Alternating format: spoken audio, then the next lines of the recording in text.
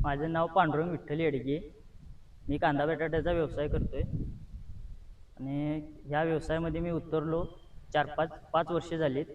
माझं वय आता 23 आहे आणि आमच्यातले भरपूर जण हा कांदा बटाट्याचा व्यवसाय करत आहेत. त्यांच्या गाडीवरनं मी पहिला जायचो.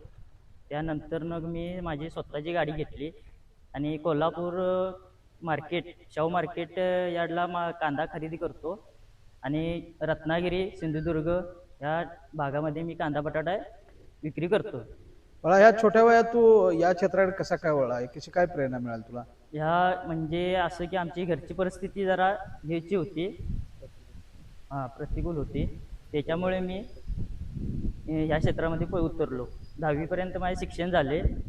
10वी नंतर काय जरा घरची परिस्थिती जरा गरीब असल्यामुळे मी ह्या क्षेत्रातच उतरलो. मग आता हा तुझा रोजचा दैनंदिन प्रवास कसा असतो, कसा ऍडजस्ट करतो तू?